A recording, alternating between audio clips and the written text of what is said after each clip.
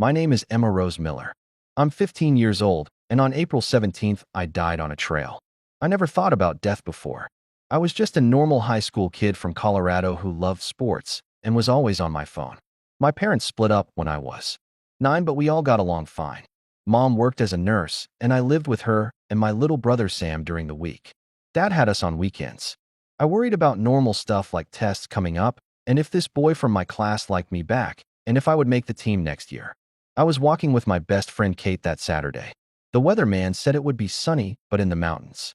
Things changed fast. We were about 2 miles up the trail when my chest started to hurt. I have asthma, but I used my pump before we started. This felt different, like someone was sitting on my chest. I told Kate I needed to rest for a minute. Then, everything went dark. I remember feeling like I was floating, like being in a pool, but without water. The pain was gone. I looked down and saw Kate next to my body shaking me and yelling into her phone. I tried to tell her I was okay, but she could not hear me. It was so strange watching myself from up high like that. My body was just lying there on the dirt path. But somehow I was also floating near the trees. I felt something pulling me up, like when you swim and someone grabs your hand to help you out of the water. Everything around me started to glow. Not bright like the sun, more like when light comes through church windows, but it was all around me. Then I was moving through what felt like a tunnel. I was not scared though. For the first time in my life, I felt safe. Like I was going where I belonged. The tunnel opened up into the most beautiful light I have ever seen. Think of the warmest, most loving light you can. That is what was around me. And there he was, Jesus. I know how that sounds. Before this happened, I only went to church on Christmas and Easter with my grandma. But when I saw him, I just knew. Not because he looked like the pictures in Sunday school books. He did not. He was tall and bright with eyes that held all the love in the world. His face was kind, but also strong. That is not the right word. It was like looking at someone who knew everything about you. Every bad thing you did, every mean thought, but loved you anyway. When he spoke, his voice was not loud like in movies. It was soft, but clear, like it was talking right to my heart, not my ears. Emma, he said, and just hearing him say my name made me cry. Not sad tears. They were tears of relief, like I had been carrying something heavy my whole life, without knowing it. And now it was gone. Am I dead? I asked. He smiled. Your body is between worlds right now, but I wanted to talk with you. He reached out his hand, and when I took it, something like pure love washed over me. I saw my whole life in 1 second. Not just the big things, but little things I had forgotten. Helping an old lady pick up food she dropped when I was 8, sitting with a girl who was crying in the school bathroom after kids were mean to her, giving my lunch to a homeless man on the way to school. But I also saw when I was mean to my brother, when I talked bad about friends, when I lied to my mom about where I was going. The amazing thing was he loved me through all of it. Every mistake, every good thing, I could feel his love for me was not based on what I did right or wrong. It just was. There is something I need you to see, Emma. He said, something important for you to understand and share. The scene around us changed. We were now standing on what looked like clouds, but solid enough to walk on. Jesus moved his hand, and below us appeared what looked like a living map of Earth. I am showing you 3 things that will come before 2030, he said, not to make you scared, but to get hearts ready. The first thing appeared before us like we were watching through a window. I saw oceans rising, storms bigger than anything I had seen on the news. Cities I knew, Miami, New York, Tokyo, with water flowing through streets. But more than seeing it, I could feel how scared the people were. The earth hurts as creation struggles, Jesus said softly. What you are seeing is weather getting worse faster. The waters will rise faster than people think. Island nations will cry out first, but many shores will follow. I felt tears running down my face. All those people, I said. Watch closely, he said. As the waters rose and what I saw, I also saw something beautiful happening. People helping each other, strangers opening homes, countries that had been enemies working together, churches becoming shelters. It was not just bad. It was also people at their best. In hard times comes unity that could not be found when things were easy, Jesus said. Hearts will turn toward each other, and in that turning, many will also find me. The scene changed to a second thing. This time I saw what looked like big blackouts. Cities going dark one after another. People could not use phones, computers, anything that needed power. The systems man has built have become both tower and support, Jesus said. A time is coming when they will break for a while. What was built on pride will be brought low. And what I saw panic at first. But then something changed. People came out of their homes. They talked to neighbors they had never met before. They shared food, played music, told stories. Kids played outside instead of on screens. In the dark, people found each other. When the lights of man go out, my light shines brighter, Jesus said. Many souls who could not hear me through the noise will find me in the quiet. The third thing was the hardest to watch. I saw sickness spreading, not like COVID, that we had all lived through something different. In what I saw, people were afraid to be near each other again. But this time I saw something darker underneath it all, like the fear was being fed somehow. Used. A new sickness will come, Jesus said. But the bigger sickness will be fear itself and how it divides hearts from one another. Some will use this fear to control and separate my children. But even in this third thing, I saw hope breaking through. People refusing to be separated by fear. Doctors and nurses working hard.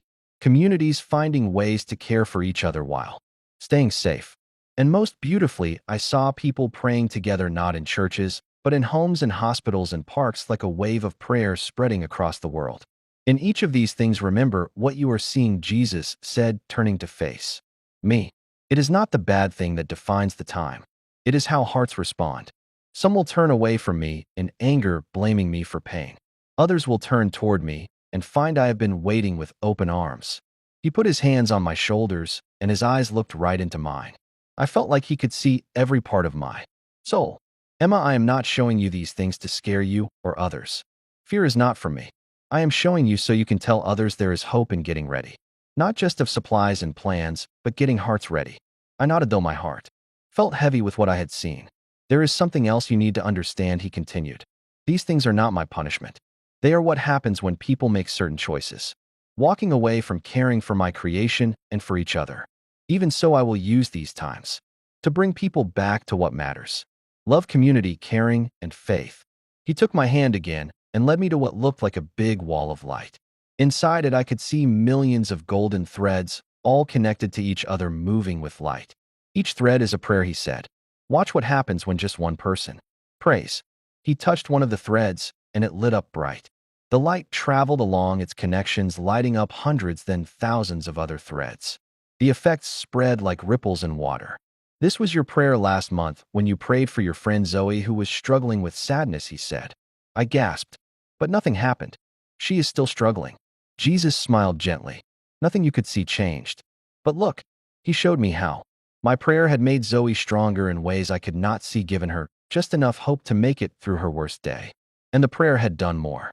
It had touched her mother's heart to check on her at just the right time, had given her counselor the right words to say, had even reached me in ways I did not know, giving me patience to sit with her when she needed someone.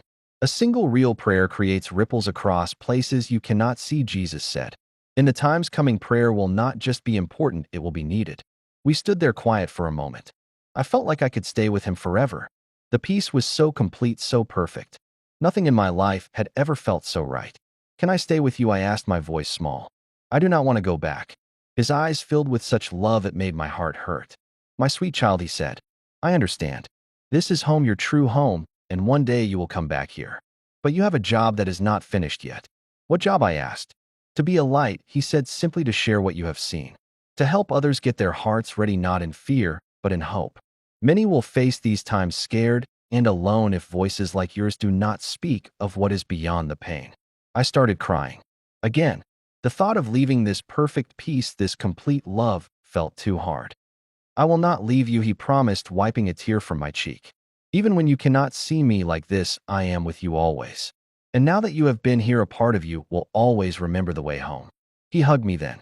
It felt like being wrapped in pure love. Like every good hug I had ever had from my mom, my dad, my grandparents, all together, but 1,000 times stronger. I felt his love pour into every broken place inside me. It is time, he whispered. I am scared, I said. I know, he said. But being brave is not having no fear.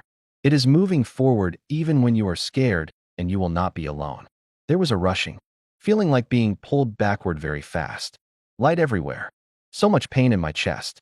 I heard voices, urgent and serious. Someone saying, we have got a pulse.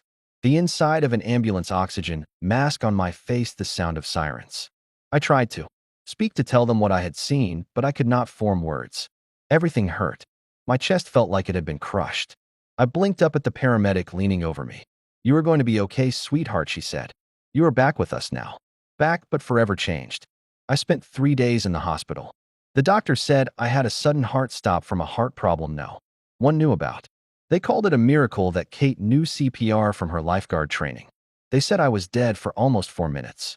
For minutes here, but what felt like hours there. The heart doctor stood at the foot of my hospital bed shaking his head as he looked at my chart. In 23 years of work, I have never seen someone your age get better so quickly from something like this, he said, especially with no brain damage after that long without oxygen. You are quite the medical mystery, Emma. My mom barely left my side, sleeping in the uncomfortable hospital chair. When she stepped out to get coffee, I told my dad what had happened, the real story, not just the medical explanation. I was afraid. He would not believe me. Dad has always been the practical one, the one who questions things. He was quiet for a long time after I finished talking. Then he took my hand. When I was in college, he said slowly, my roommate and I were in a terrible car crash. I never told you this because, well, it sounds crazy, but I had an experience. Not exactly like yours, but I saw something beyond this life.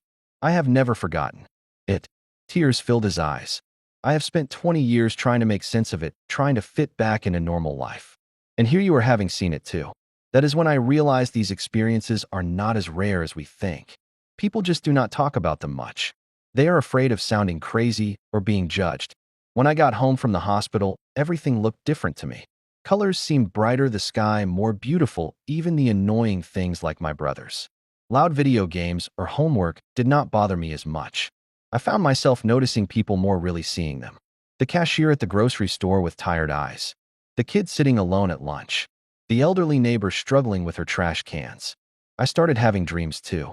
Not normal dreams. In them, Jesus would keep showing me things, explaining more about what is coming. Not all of it makes sense yet. Some things I think I will understand when the time is right. I told Kate everything. She cried and said she had been praying the whole time she was doing CPR, begging God not to take me. I wonder now if her prayers were some of those golden threads I saw. At school, rumors spread about my near-death experience. Some kids asked questions, others avoided me like I was weird now. A few made jokes, but I did not care anymore what people thought about me. When you have been held in perfect love, the opinions of others just do not matter as much. My mom found me a heart doctor. I have a device put in now that will shock my heart if it stops again. The doctors say I can live a normal life with some care. But normal is not really possible anymore. Not after what I have seen. I started a small group that meets in our basement. Just a few people at first. Kate, 2 girls from school, my neighbor Mrs. Chun, who lost her husband last year. We talk about what matters in life, about getting our hearts ready, not just our emergency supplies, about finding God in the everyday. It has grown to about 15 people now. We pray together for the world, for each other. I do not share everything I saw with everyone. Some people are not ready to hear it. And that is okay. Jesus did not show me these things to scare people or to make me seem special. He showed me so I could help others find hope and purpose even in hard times.